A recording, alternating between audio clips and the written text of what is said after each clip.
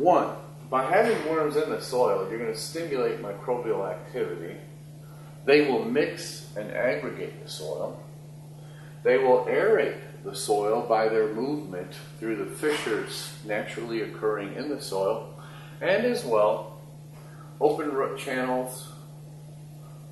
And as they drag material down into the soil, they are producing a greater abundance of bacteria and fungus, which they will consume, transition, and it becomes a quality casting.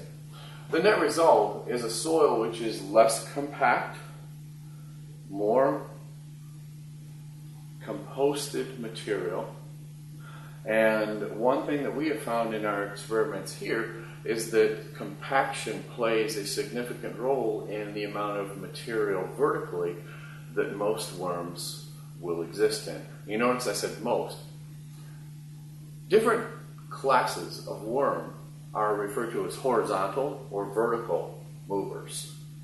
So depending on the type of worm that you have in your area, you may find that you'll have more worms with the potential of vertical movement than you do worms with a horizontal movement. We raise a worm which is more of a horizontal mover. So our soil depth that we work with is no greater than 12 inches. We've done experiments with 30 inches, 18 inches, and now we're down to 12 to 9 inches. And that is an ideal condition for the type of worm that we use. The result is that the castings produced are produced that entire depth. So when we harvest those castings, the castings resulting are consistent throughout the 12 inches of soil or growth media.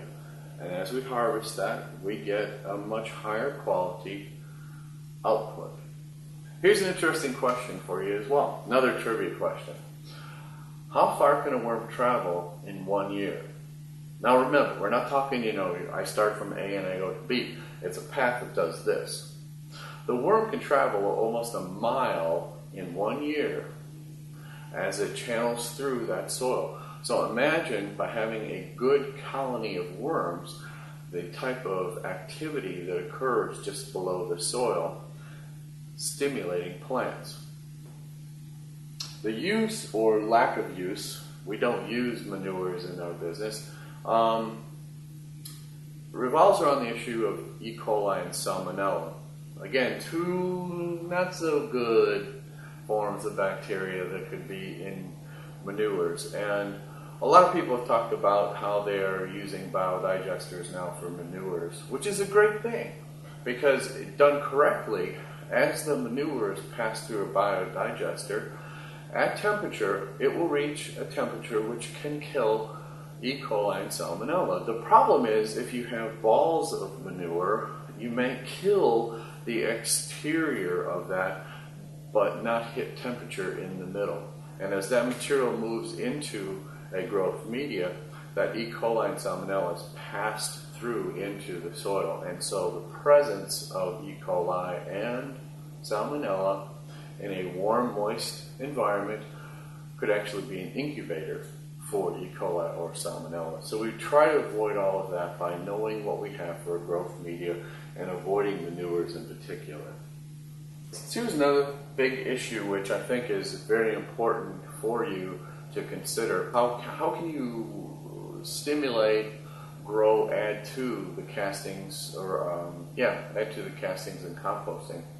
What we have found is that you create a layer of compost material, and then you put about an inch of castings over that, put your next layer, another inch of castings, your next layer, an inch of castings.